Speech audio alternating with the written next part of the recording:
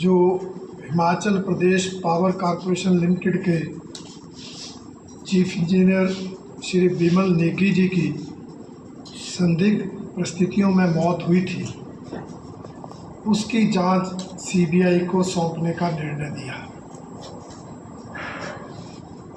मामला श्री विमल नेगी जी के परिजनों ने दायर किया था और उस निर्णय का समाज के सभी वर्गों ने स्वागत भी किया। भारतीय जनता पार्टी की तो शुरू से ही ये मांग रही थी कि ये जो मौत है ये नेचुरल नहीं है, सिर्फ आत्महत्या नहीं है, इसलिए इस विषय की जांच होनी चाहिए। क्योंकि आप सब जानते हैं, जब से ये सरकार सत्ता में आई, बिजली बोर्ड और विशेष रूप से Himachal Pradesh power corporation limited ये चर्चा में आए, इनमें भ्रष्टाचार के आरोप लगे और गुमनाम पत्र निकले, गुमनाम चिट्ठियां निकली, परंतु सरकार ने उन पत्रों में जो कंटेंट था उसकी जांच नहीं करवाई। पत्र किसने लिखा, कैसे सर्कुलेट हुआ, उसकी जांच करवाती रही। हिमाचल प्रदेश पावर कॉरपोरेशन में पहले कड़छम बांगटू सोंगटोंग प्रोजेक्ट में भ्रष्टाचार के आरोप लगे, उसमें सरकार ने उस प्रोजेक्ट को बनाने वाली कंपनी को कई तरह के लाभ दिए। और फिर दूसरा मामला ध्यान में आया, जो ऊना के पेखूवाला में सोलर पावर प्रोजेक्ट लगा। उस सोलर पावर प्रोजेक्ट की कॉस्ट उतनी ही क्षमता का जो गुजरात में सोलर पावर प्रोजेक्ट लगा उससे लगभग 100 करोड़ ज़्यादा आई। इसके आरोप भ्रष्टाचार के लगे और मामला यहीं से ध्यान में आया कि वो जो उस प्रोजेक्ट को बनाने में भ्रष्टाचार होगा, उस भ्रष्टाचार को अंजाम देने के लिए, उस सारी प्रक्रिया को सिरे चढ़ाने के लिए पावर कॉरपोरेशन लिमिटेड के अधिकारियों का वहाँ कार्यरत चीफ इंजीनियर श्री विमल नेगी पर दबाव था। इसलिए वो काफ़ी समय से मानसिक तनाव में थे। उसके बाद वो लापता हुए। 10 मार्च 2025 को लापता की एफआईआर दर्ज हुई। शिमला की पुलिस ने उसमें भी ढिलाई बरती, उसमें भी लापरवाही बरती और 18 मार्च को गोविंद सागर झील में श्री विमल नेगी जी का शव मिला। 29 मार्च को एम्स बिलासपुर में पोस्टमार्टम हुआ। शक वहीं से शुरू हो गया कि एम्स हॉस्पिटल में जहां पोस्टमार्टम होना था, वहां श्री विमल नेगी जी के परिजन बाद में पहुंचे और कुछ अधिकारी पहले पहुंचकर डॉक्टरों से मुलाकात करते नजर आए। और पोस्टमार्टम के बाद शव शिमला गया। परिजनों ने एफआईआर दर्ज करने के लिए, इस मामले की जांच करवाने के लिए शव को पावर कॉरपोरेशन लिमिटेड के मुख्य कार्यालय शिमला में बाहर सड़क पर रखकर धरना दिया, प्रदर्शन किया। आज अनेक प्रश्न खड़े हो रहे हैं, जो बातें छन छन के बाहर आ रही हैं कि भाई जो विमल नेगी जी का शव मिला था, उनकी जेब में पेन ड्राइव थी। पहले पेन ड्राइव छुपाया गया, फिर उससे छेड़छाड़ की गई। आज उस एएसआई को तो छुट्टी पर भेज दिया, उसको सिक्योरिटी दे दी, पर आज जनता जानना चाहती है कि उस एएसआई ने अगर ये काम किया तो किसके कहने पर किया, किसकी शय पर किया। आज ये प्रश्न खड़ा हुआ है, आज ये प्रश्न खड़ा हुआ है कि एफआईआर में जिस अधिकारी का नाम था 19 मार्च 2025 को एफआईआर दर्ज हुई, उसको हाई कोर्ट में एंटीसिपेटरी बेल अग्रिम जमानत नहीं मिली, उसको 4 अप्रैल को सुप्रीम कोर्ट में अग्रिम जमानत मिली। इतने दिन वो घूमते रहे, उसे क्यों गिरफ्तार नहीं किया? पुलिस ने किसकी शय में, किसके निर्देश पर उसके विरुद्ध या जो दूसरे अधिकारी थे जिनका एफआईआर में पद का नाम था, उन पर कोई कार्रवाई आज तक क्यों नहीं की? इतने दिन तक जो जांच हुई, उस जांच की रिपोर्ट एसीएस ने दे दी, एसआईटी ने उसकी जांच पूरी नहीं की, तो एसीएस ने जो जांच की उसको तो सार्वजनिक कर दो।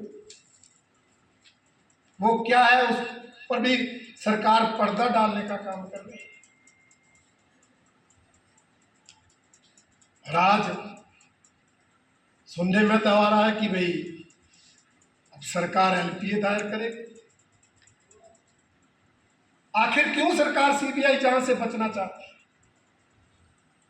अगर सरकार कुछ गलत नहीं कर रही, अगर सरकार किसी को बचा नहीं रही, तो फिर सीबीआई जांच से डर किसका? इसलिए मैं आज ये कहना चाहता हूं कि हिमाचल प्रदेश की कांग्रेस सरकार आज हर फ्रंट पर फेल है, हर क्षेत्र में फेल है। इस सरकार ने 2.5 साल में जनहित में कोई काम किया नहीं, एक नहीं अनेक जन विरोधी निर्णय लिए और जनहित में चली पिछली सरकार की योजनाओं को बंद करने का काम किया। इस सरकार के कार्यकाल में समाज का कोई वर्ग खुश नहीं, हर वर्ग आए न आए दिन आंदोलन कर रहा है। जिन कर्मचारियों के हित चिंतक ये बनते थे, उन कर्मचारियों का भी हर वर्ग आए दिन कोई ना कोई आंदोलन करता है।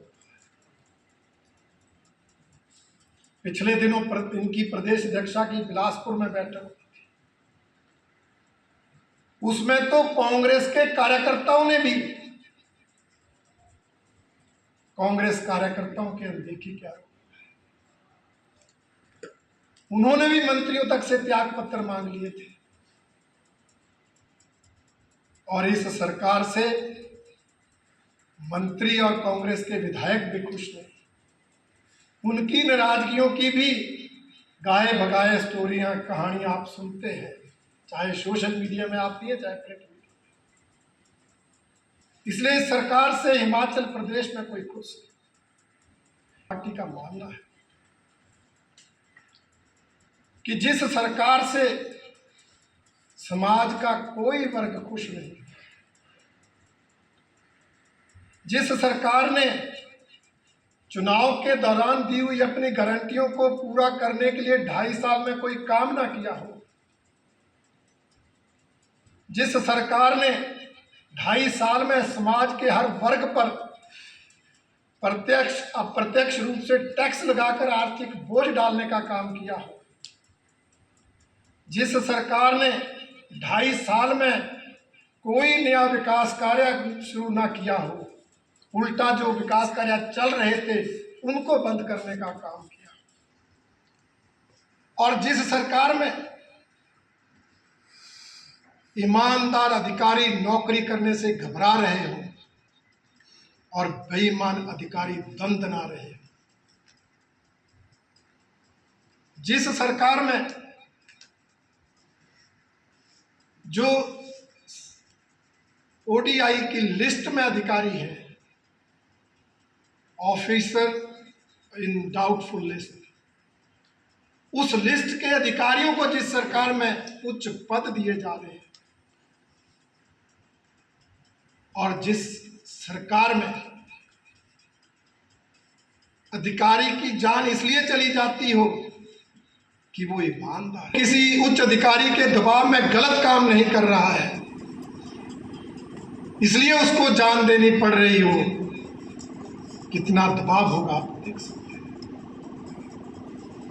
और जिस सरकार में चीफ इंजीनियर स्तर के अधिकारी की मृत्यु जो संदेहास्पद परिस्थितियों में हुई, उसकी एफआईआर दर्ज कराने को परिजनों को सड़क पर धरना देना पड़े। जिस सरकार में उस संदेहास्पद जो परिस्थितियां थी, रहस्यमयी ढंग से जो मौत हुई थी, उसके साक्ष्यों को मिटाने के आरोप लगे, चाहे पेन ड्राइव के साथ छेड़छाड़ की बात, चाहे पोस्टमार्टम के दौरान अधिकारियों के दबाव, और जिस सरकार के दौरान एक एसपी प्रेस कॉन्फ्रेंस करके कंडक्ट रूल्स की वायलेशन करके प्रोटोकॉल की धज्जियां उड़ाकर प्रेस कॉन्फ्रेंस करे और सरकार उस पर कोई कार्रवाई ना करे। आखिर क्या मजबूरी है? आखिर क्या मजबूरी है सरकार की कि वो अधिकारी इस तरह से शरेआम उच्च अधिकारियों पर आरोप लगा रहा है? सरकार ना उस पर कार्रवाई कर रही है, ना जो आरोप लगाए उनकी जांच कर रही है। और जिस सरकार में एचएएस रैंक का अधिकारी बोले मेरे को जो है छुट्टी दे दो, मेरे से रिजाइन ले लो, मुझे विमल नेगी नहीं बनना है। जिस सरकार के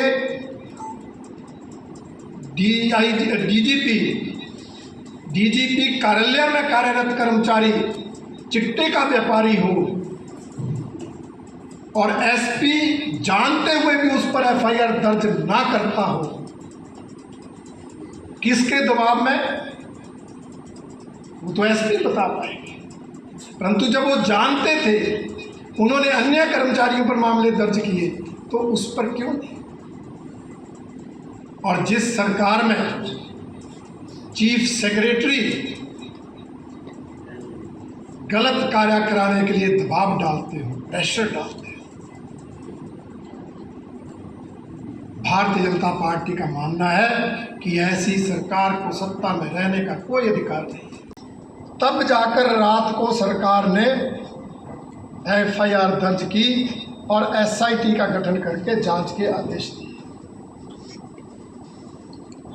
और उस एफआईआर में भी जो परिजनों के और आम जनता के और पावर कॉरपोरेशन के कर्मचारियों के दबाव के अंतर्गत दर्ज हुई, उसमें जो 2 अधिकारी एमडी और डायरेक्टर थे, उस एफआईआर में भी एक अधिकारी का नाम और पद लिख दिया गया, परंतु दूसरे अधिकारी का नाम नहीं लिखा, सिर्फ पद लिखा। हमने विधानसभा में इस मुद्दे को उठाया, बहुत चर्चा हुई। हमने वहां भी सीबीआई की जांच की मांग की, परंतु मुख्यमंत्री जी ने आश्वासन दिया, हमने एसआईटी का गठन किया है, हमने एडिशनल चीफ सेक्रेटरी की अध्यक्षता में एक कमेटी बनाई है, वो जांच करेंगे, निष्पक्षता से जांच होगी। उन्होंने परिजनों को भी भरोसा दिलाया 15 दिन में जो है वो जांच के परिणाम सामने आएंगे। परंतु जब 1 महीना बीत जाने के बाद भी परिणाम सामने नहीं आए, तो परिजन हाई कोर्ट में मामला दर्ज हुआ, बहस हुई, और आपने भी देखा होगा क्योंकि उस बहस की तो वीडियो वायरल हुई कि किस तरह से सरकार के अधिकारी एक दूसरे पर आरोप लगाते थे। सरकार और प्रशासन की जो धज्जियां हाईकोर्ट के अंदर उड़ाई गई, वो सारी जनता ने देखा। माननीय हाईकोर्ट ने सीबीआई की जांच के आदेश दिए, परंतु हैरानी इस बात की है कि उसके बाद सरकार चुप, माननीय मुख्यमंत्री जी चुप, कोई मंत्री बयान नहीं दे रहे।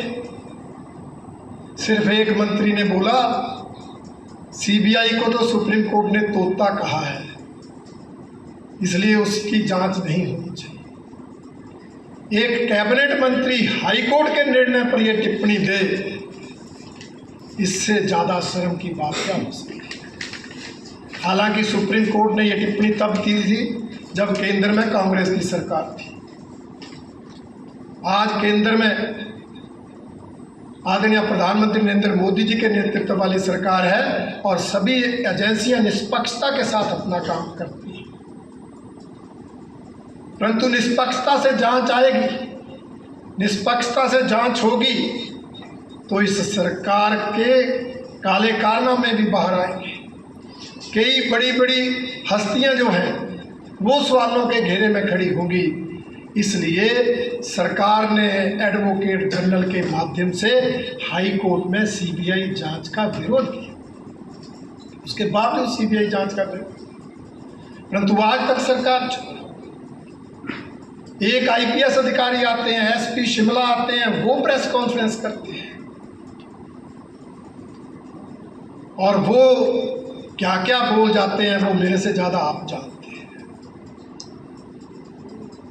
उन्होंने ना कंडक्ट रूल्स का ध्यान रखा, ना प्रोटोकॉल का ध्यान रखा, परंतु शायद वो सच्चाई कह गए और उन्होंने इस सरकार के पुलिस प्रमुख के कार्यालय पर भी प्रश्न चिन्ह लगा दिया और इस सरकार के चीफ सेक्रेटरी पर भी प्रश्न चिन्ह लगा दिया। उसको घटे भी 2 दिन हो गए, उसके बाद भी सरकार चुप है। सरकार की ये चुप्पी एक नहीं अनेक प्रश्न खड़ा कर रही है। क्यों सरकार की तरफ से कोई बयान नहीं आ रहा? क्यों माननीय मुख्यमंत्री और अन्य मंत्रीगण चुप हैं? क्यों सरकार का कोई प्रवक्ता जो हर रोज किसी न किसी विषय पर लोगों को गुमराह करने के लिए, तथ्यहीन बयान देने के लिए रोज प्रेस कॉन्फ्रेंस करते थे, वो कहाँ चले गए? आज ये सवाल प्रदेश की जनता के मन में है, परंतु उसका जवाब नहीं मिल रहा।